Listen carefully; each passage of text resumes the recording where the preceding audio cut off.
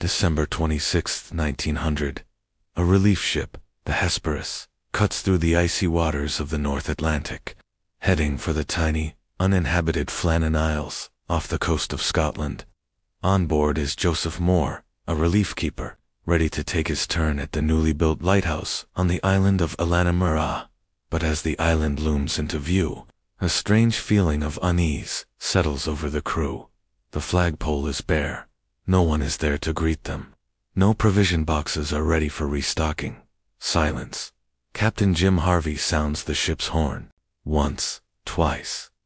The blasts echo across the desolate landscape, but the only reply is the cry of seabirds and the crash of waves against the cliffs.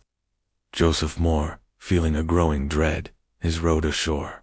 The landing stage is intact, but the ropes and mooring equipment are in disarray. He climbs the steep stone steps leading up to the lighthouse. He calls out the names of the three keepers, Thomas Marshall, James Ducat, and Donald McArthur. The wind swallows his voice. The lighthouse door is unlocked.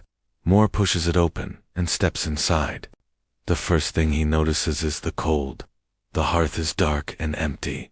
The clock on the wall has stopped. On the kitchen table, a half-eaten meal of salted mutton and pickles sits untouched, as if the men had been interrupted mid-bite. An overturned chair lies on the floor, the only sign of a possible disturbance. Mòr climbs the winding stairs to the lamp room. Everything is in perfect order. The lamp is clean and refilled with oil, ready to be lit. But of the keepers, there is no sign. It's as if they have vanished into thin air. This is the story of the Flannan Isles Lighthouse Mystery, a tale that has baffled historians and investigators for over a century. What happened to those three men? Let's rewind to December 15th, the last time the lighthouse was seen in operation.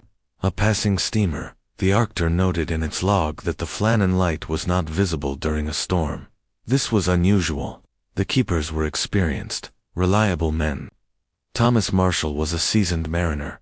James Ducat, a father of four, with over 2 decades of service. And Donald McArthur, though a newcomer, was known for his tough, resilient nature. They knew the importance of that light. For them to let it go out, something must have been seriously wrong. When Joseph Mòr returned to the Hesperus with his chilling report, Captain Harvey launched a full search. He and a small party went ashore, meticulously combing the small island. They found no trace of the men, no bodies, no footprints, nothing. The only clues were back inside the lighthouse, recorded in the logbook. The log entries were strange, to say the least. On December 12th, Thomas Marshall wrote of severe winds, the likes of which he'd never seen in 20 years. He noted that James Ducat was very quiet, and that Donald McArthur had been crying. This was shocking. McArthur was a hardened sailor, a veteran of the seas, not a man given to tears. Why would a storm, even a powerful one, reduce a man like that to weeping? On December 13th, the log stated the storm was still raging. It mentioned all three men were praying. These were stoic, professional lighthouse keepers. Their job was to face storms head-on. This level of fear was completely out of character. The entry ended with a baffling line. It was not a storm. It was something else. The final entry was on December 15th. Storm ended. Sea calm. God is over all. That's it. Nothing more. After that, silence. What's even stranger is that there were no reported storms in the area between December 12th and 14th. The weather was calm. So what severe winds was Marshall writing about? What storm were they praying through? The official investigation, led by Robert Muirhead, the superintendent of the Northern Lighthouse Board, concluded that the men were likely swept away by a freak wave. The theory goes like this. On the afternoon of December 15th, Marshall and Ducat went down to the western landing stage to secure a box of ropes during a sudden, unexpected squall. McArthur, the youngest, may have stayed behind. When his colleagues didn't return, he ran out to help them, forgetting his coat in his haste. His oilskins were found inside. A massive rogue wave then crashed over the cliff, which stood over 150 feet high, and swept all three men into the churning sea. This seems plausible on the surface.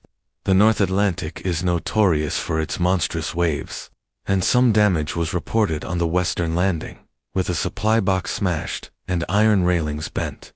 But this theory has holes. Big ones. First, why would two experienced keepers venture out into a storm? Their primary duty was to the light. The rules explicitly forbade leaving the lighthouse unmanned. And why would all three go? Even if two went, one was always required to stay behind. Furthermore, the idea of a wave reaching that high up the cliff face, with enough force to wash away three grown men, seems almost unbelievable, though not entirely impossible. And what about the log entries? The crying, the praying, the mention of something that wasn't a storm? Muirhead's neat explanation doesn't account for the deep psychological terror documented by the keepers themselves. Over the years, theories have multiplied, ranging from the mundane to the truly bizarre. Some suggested a fight broke out. Perhaps McArthur, known for his volatile temper, got into a brawl with the other two. One man was killed, and the other two, consumed by guilt, threw themselves into the sea. But there were no signs of a struggle inside, apart from the single overturned chair, and it doesn't explain why all three vanished. Another theory involves a more personal drama. Perhaps one of the keepers went mad, murdered his companions, and then took his own life. The isolation of lighthouse keeping is known to take a heavy psychological toll. The strange log entries could be seen as evidence of a fracturing mind. But again, where are the bodies? And the evidence points to a clean, orderly lighthouse, not the scene of a grisly triple murder-suicide. And then we enter the realm of the supernatural. Local legends on the nearby Isle of Lewis spoke of the Flannan Isles being enchanted places, home to fairies and spirits that resented human intrusion. Some believed a giant sea serpent, or a monstrous bird, had snatched the men from the cliffs. Others whispered of ghosts. Was the thing that wasn't a storm something not of this world? A more modern, yet equally speculative, theory is alien abduction. Did a UFO descend upon Eilean Mòr and simply take the three keepers? While it's a favorite among paranormal enthusiasts, there is of course zero evidence to support this. It remains pure science fiction. So where does that leave us? We have a locked room mystery on an open-air stage. 3 men disappeared without a trace from a tiny, isolated rock in the middle of the ocean. The only witnesses were the gulls and the waves, and they're not talking. The most likely explanation remains the one put forward by the official inquiry, a tragic accident involving a freak wave. The strange log entries could be attributed to the psychological stress of a storm they perceived as unusually violent. Or perhaps Marshall was writing metaphorically about some inner turmoil or conflict among the men. The overturned chair, the untouched meal, these could simply be signs of a sudden rush to deal with an emergency outside. It's the simplest explanation. But for many, it's not a satisfying one. It feels too neat, too clean for a mystery this deep. The story of the Flannan Isles Lighthouse keepers has become a modern myth, a chilling maritime ghost story that endures because it has no ending. It's a testament to the power of the sea and the fragility of human life in the face of nature's immense unpredictable force. The fate of Thomas Marshall, James Ducat, and Donald McArthur is a question mark that hangs over the cold gray waters of the Atlantic. Their disappearance left behind empty homes, grieving families, and a mystery that continues to capture our imagination over 120 years later. The lighthouse on Eilean Mòr is now automated. No keepers walk its lonely halls. But sometimes, sailors passing by say they can still feel a strange presence, a lingering sense of mystery that clings to the island like the persistent sea mist. What do you think happened? A tragic accident, a dark crime, or something else entirely? Let me know your theories in the comments below. Thanks for watching. If you found this story as fascinating as I do, please hit that like button and subscribe for more deep dives into history's greatest unsolved mysteries. See you next time.